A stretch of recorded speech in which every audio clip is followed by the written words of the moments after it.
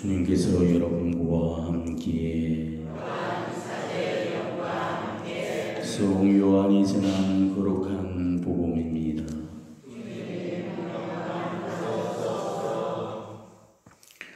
그때 예수님께서 제자들에게 말씀하셨다.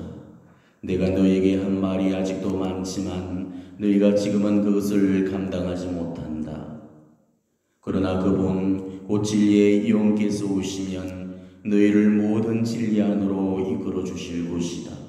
그분께서는 스스로 이야기하지 않으시고 들으시는 것만 이야기하시며 또 앞으로 올 일들을 너희에게 알려주실 것이다. 그분께서 나를 영광스럽게 하실 것이다. 나에게서 받아 너희에게 알려주실 것이기 때문이다. 아버지께서 가지고 계신 것은 모두 나의 것이다. 그렇기 때문에 성령께서 나에게 받아 너희에게 알려주실 것이라고 내가 말하였다. 주님의 말씀입니다. 그리스도님 찬양합니다.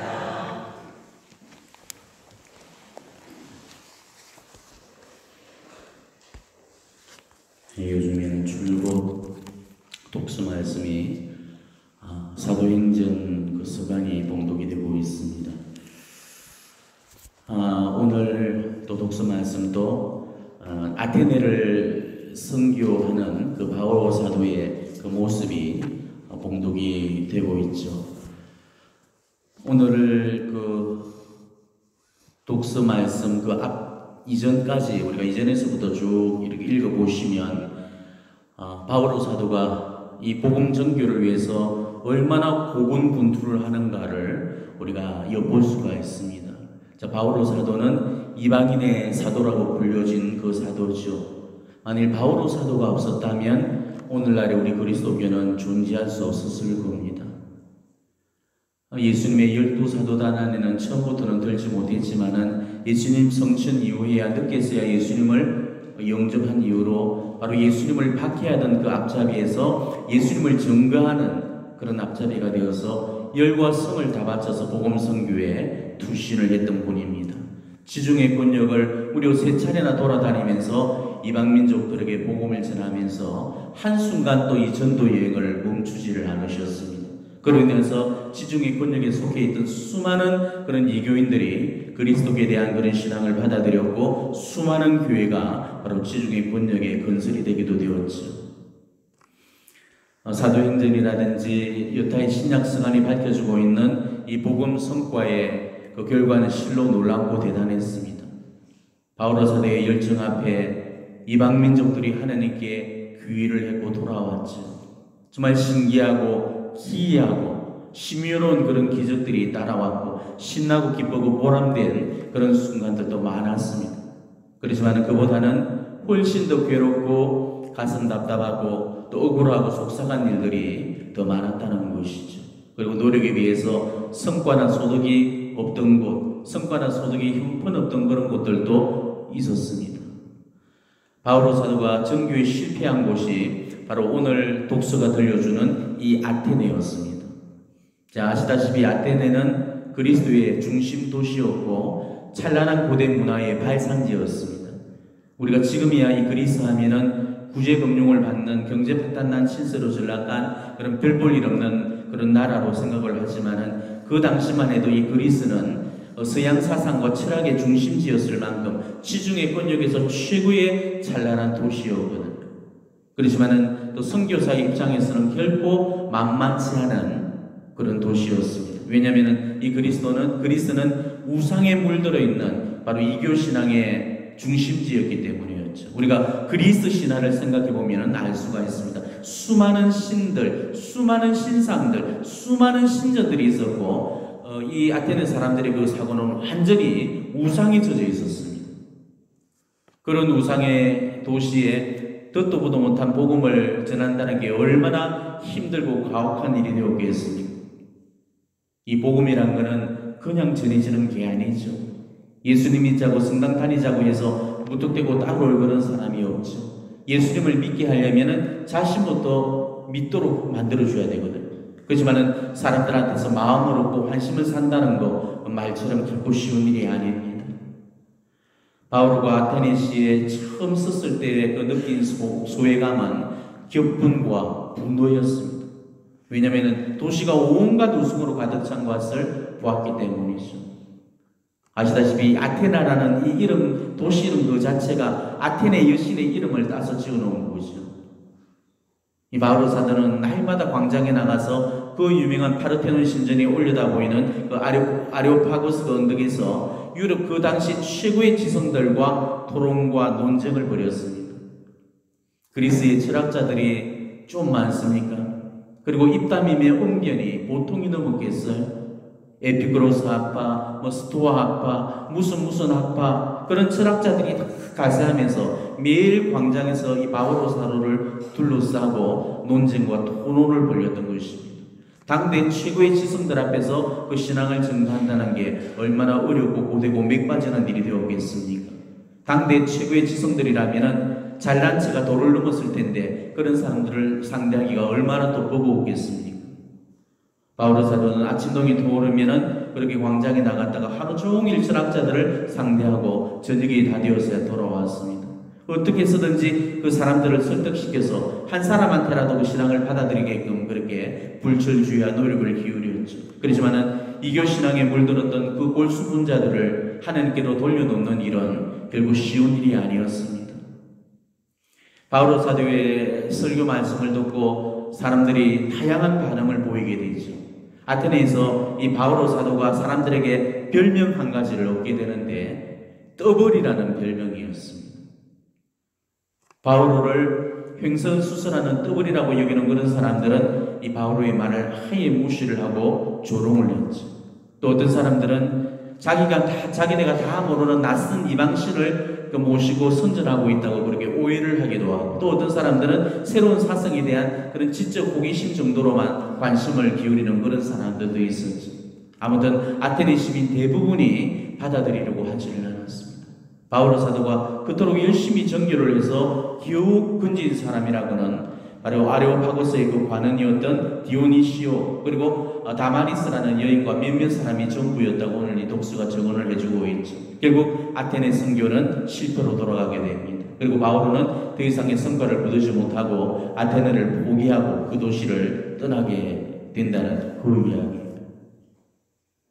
아테네는 인간 지성의 문은 열려 있었지만은 하느님 지혜의 문이 닫혀 있었던 곳입니다. 그러니까 지식과 이성으로만 무장된 그 철학자들은 하느님 지혜의 그 빛을 받아들이지를 못했던 거죠. 우리가 이런 아테네 시민들을 바라보면서 얻게 되는 교훈 한 가지가 있다면은, 우리 인간의 지식 탐구가 욕구 충족이나 지적 만족에만 그치게 된다면은 아무런 유익도 되어지지 못한다는 것이죠. 인간의 지식이 하느님에 관한 지혜와 알모로 나아가지 못한다면은 그 어떤 철학, 그 어떤 학문들도 다 무용지물이 되어버리고 만다는 것입니다. 철학이 답을 내려주지 못하는 바로 그 물음에서부터 비로소 신학이 시작된다는 그런 말이 있어요. 그래서 철학은 신학의 신여라고 말하면서 철학은 신학을 위해 봉사하게 될 때 그 철학으로서의 존재이유를 가진다고 그렇게 얘기를 하죠. 그리고 또한 이 신학은 바로 신앙을 위해서 존재하는 것입니다. 우리 인간한테서 철학도 필요하고 신학도 중요하고 그 어떤 것이든 학문 탐구는 요긴하고 필요한 것입니다. 그렇지만은 그런 학문 탐구가 하느님을 더 깊이 알고 사랑하는 그런 더 높은 차원에까지 우리가 이르지 못하고 단순히 학문 탐구에만 그치고 지적 호기심을 만족시키는 그런 차원에서만 그친다면은 그런 학식은 아무런 소용이 없다는 것입니다. 우리 인간의 지식은 하느님의 진리와 지혜로 건너가는 그런 다리가 되어야 됩니다. 지식이 진리와 지혜로 이르지 못하고 그냥 지식 자체로만 머물러 버린다면 그 지식은 아무런 가치도 의미도 없는 거죠. 그런데도 오히려 지식이 진리로부터 눈물게 만드는 경우들이 허다히 많습니다. 신학도들 사이에 통하는 진실 한 가지가 있어요. 신학을 하는 순간 신앙을 잃어버린다. 다소 역설적인 명제인데 아마 신학도들이라면 다들 공감하는 내용입니다. 신학을 하는 순간에 신앙을 잃어버린다는 거죠. 그러니까 신학교를 들어갈 때만 해도 신심이 있고 신앙이 돈독했는데도 오히려 신학을 배우면 배울수록 머리로만 믿고 받아들이는 머리 신앙인이 되어버리고 결국 가슴을 잃어버리고 믿음을 잃어버린다는 것이죠. 이거는 신자들도 마찬가지입니다.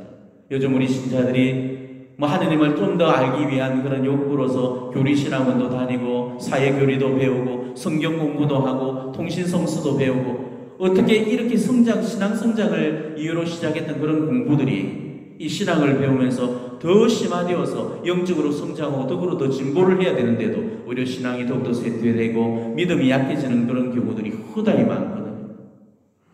아무리 교회 교리에 대한 해박한 지식을 갖추고 있고 또 성경을 손바닥 눈금 들여다보듯이 훤히 꿰뚫고 있고 지식들을 다 소유했다고 할지라도 바로 그 지식들이 우리를 예수 그리스도로 이끌어주고 천상지혜로 이끌어주지 못한다면 그런 지식 따위들은 오히려 모르니만 못하는 거고 한낱 쓰레기에 불과하다는 것이죠. 오히려 쌓아놓은 그 지식들이 지적인 교만을 부추겨 놓아서 영혼의 멸망만을 앞당겨 놓게 됩니다. 지식이라는 것은 담을 그릇이 안 되는 인간한테는 지적 교만을 야기할 뿐이죠. 지금 이런 지적 교만에 빠져있는 신앙인들이 얼마나 많은지 몰라요. 사제만 그런 게 아닙니다. 수도자들 중에서도 신자들 중에서도 많습니다. 많은 정도가 아니고 지금 차고 넘치고 있는 것입니다. 우리 인간의 지식은 하느님 지혜의 빛을 받아서 진리로 나가져야 되는 것입니다. 지식에만 그치고 머무르게 되면은 그 어떤 유익도 되어지지 못하고 오히려 영혼을 지적 교만에 빠뜨려 놓게 됩니다. 우리는 우리의 영혼 속에 이 세상적인 지식을 담으려고만 하지 말고 하느님의 지혜를 담으려고 그렇게 노력을 해야 됩니다. 그게 진짜로 아니고 그게 진짜 지식을 소유하는 거예요. 참으로 아이러니컬하게도 우리 교회 성인 성녀들 중에는 공부를 많이 했던 신학자들이 성인이 된 경우는 극히 소수에 불과합니다. 물론 토마스 아퀴나스라든지 아우스팅을 포함해서 그 당대 최고의 지성으로 불리던 그런 신학자들도 많이 계시지만은 전체적인 성인 성녀들을 그 수에 비한다면은 이건 턱없이 부족합니다. 성인품에 오른 사람들은 공부를 많이 했던 그 사제보다도 기도를 많이 했던 수도자가 더 많고 성인들 중에 제일 많은 부류가 성경 한국만으로 평범한 삶을 살았던 평신도들이었습니다. 우리 교회가 교회 박사칭호를 부여했던 성인들 가운데는 실제로 지식이나 학문이 출중한 분들도 계셨지만은 세상적인 배움이 짧고 또 세상 지식이 별로 없던 그런 분들도 그 속에 포함이 되어 있다는 사실이죠. 예컨대 시에나의 성녀 카타리나라든지 리지오의 성녀 소아데레사 또 아빌라의 성녀 데데레사 성녀 같은 이런 분들은 세상적으로 아주 그렇게 많이 배우거나 세상 지식이 출중했던 그런 분들도 아니었습니다. 근데 그분들은 천상적인 진리와 지혜가 출중했던 사람들이었거든요. 그렇기 때문에 우리 교회가 그분들께 박사칭호를 부여하면서 교회 학자로 그렇게 불러주고 계시는 거죠. 그리고 비록 교회 박사칭호를 받지는 못했지만은 하느님을 아는 그 지식과 지혜가 놀라운 분들도 우리 성인 성녀들 또 복자 복녀들 가경자들 중에는 엄청나게 많이 계십니다. 거의 대부분의 성인 성녀들이 하느님을 아는 그 지식을 소유했고 천상적인 진리와 그 지혜를 터득하신 분들이셨죠. 자, 이런 분들이 공부를 많이 하고 많이 배워서 하느님의 진리와 지혜에 도달한 게 아니지. 바로 기도 안에서 성령께로부터 천상적인 지혜를 얻었기 때문에 그때 비로소 참된 지혜를 소유할 수 있었던 것입니다. 오늘 복음 말씀처럼 진리의 영이 우리를 모든 진리 안으로 이끌어 주시는 거예요. 우리를 진리 안으로 이끌어주는 것이 인간적인 지식이나 세상적인 지식이 아니고 바로 하느님 진리의 영이 우리를 모든 하느님의 진정한 진리, 참된 지혜 속으로 이끌어준다는 거예요. 때문에 하느님의 참된 지혜에 도달하고 하느님 진리의 빛을 우리가 누리려면 우리는 진리의 영이신 성령께 도움을 청해야 됩니다. 나한테서 영적인 명호를 열어주시고 예수님을 온전히 소유하는 그 지혜를 주시기를 청하면서 우리는 기도를 드려야 됩니다. 성령이 나한테 와주지 않으시면 나한테는 아무런 유익이 없고 일체에 내가 지닌 모든 지식들이 무용지물이 되어버리고 마는 것이죠. 제자들이 공부가 부족해서 예수님을 증거하지를 못했습니까? 하느님이신 예수님한테서 직접적으로 천상 지식을 배웠고 그것도 3년 동안이나 고도의 제자 양성 훈련을 집중적으로 받았음에도 불구하고 정교는 고사하고 그토록 영적으로 아둔했습니다. 그건 바로 그들에게 진리에 여기신 성령께서 오지 않으셨기 때문에 그랬던 거죠. 예수님께서 어제 복음, 오늘 복음을 통해서 뭐라고 하셨습니까? 내가 떠나는 것이 너희에게 이롭다. 내가 떠나지 않으면 보호자께서 너희에게 오지 않으신다. 그러나 내가 가면 그분을 너희에게 보내겠다. 내가 너희에게 할 말이 아직은 많지만 너희가 지금은 그것을 감당하지 못한다. 그러나 그분 곧 진리의 영께서 오시면 너희를 모든 진리 안으로 이끌어 주실 것이다. 이렇게 말씀하시죠. 그러니까 성령께서 와주지 않으시면은 우리 역시도 제자들처럼 우리의 모든 지식들 이런 것들도 무지와 어리석음에 갇혀버리게 된다는 것입니다. 성령께서 와주실 때 비로소 영적인 명호가 열리게 되고 영적인 분별을 하게 되고 영적인 옳고 그름을 제대로 가려낼 수 있다는 것이죠. 그렇기 때문에 우리에게 정말로 필요한 것은 공부가 아니고 기도입니다. 그렇다고 제가 공부를 하지 말라는 그런 소리가 아닙니다. 하나님을 알기 위해서, 예수님을 더 깊이 사랑하기 위해서 우리는 성경도 읽어야 되고 교리 공부도 해야 되고 좋다는 신앙 서적들도 접해야 되고 신앙 지식을 쌓기 위해서 강의도 많이 들어야 됩니다. 그렇지만은 그런 것들이 정말 하나님께 더 가깝게 다가가기 위한 그런 방편이 되어야지 이게 목적이고 이게 목표가 되어서는 안 된다는 것이죠. 교리신학원 졸업이나 통신교리 이수가 졸업장 따내고 이력서에 이력 한 줄 주고 하는 게 목적이 되어서는 안 된다는 것이죠. 그런 지식들은 하등 정말 쓰레기에 불과한 똥이 불과한 것입니다. 우리는 이 세상적인 지식을 통해서 천상적인 지혜에 도달할 수 있도록 세상 지식이 천상 지혜에 봉사할 수 있는 시녀가 되어질 수 있도록 그렇게 해야 되는 것이죠. 만일 우리가 천상적인 그런 모든 지혜와 진리를 소유할 수만 있다면 정말 책이 무슨 소용이 있고 세상 지식이 뭔 대수겠습니까? 이제부터는 세상 앞에서 많은 시간을 보내려고 하지 마시고 정말 제대 앞에서 그리고 기도상 앞에서 더 많은 시간을 보내도록 그렇게 하시기 바랍니다. 책으로 얻는 지식보다 훨씬 더 심오한 지혜를 바로 하나님의 영께서 우리에게 직접 일러주시고 선물해 주실 겁니다. 그래서 책을 통해서 지식에 도달하려고 하지 말고 바로 기도를 통해서 덕으로 진보하시기를 바랍니다. 세상적인 지식은 절대 우리에게 덕을 만들어주지 못합니다. 천상적인 지혜와 진리만이 우리에게 덕을 만들고 덕을 이루게 해주지요. 오늘 이 아테네 사변 철학에 능통했던 이 철학자들한테서 신앙의 지식만을 추구하려는 그런 우리의 또 다른 모습들을 우리가 볼 수 있었으면 좋겠습니다. 우리도 이런 지적 함정에 빠져들지 않도록 각별히 우리가 경계를 하고 조심을 하면서 영적인 길을 잘 걸어가시기를 바랍니다. 지금까지 내가 읽고 듣고 배운 그런 신앙의 지식들이 내게서 얼마나 더 깊이 뿌리를 내렸고 영적인 그런 열매를 맺어 놓았는지를 다시 한번 잘 성찰해 보시고 정말 하나님을 아는 이 완전한 지식을 소유할 수 있도록 바로 진리의 영이신 성령께 그것을 청하면서 오늘 미사 봉헌하시기를 바랍니다. 아멘.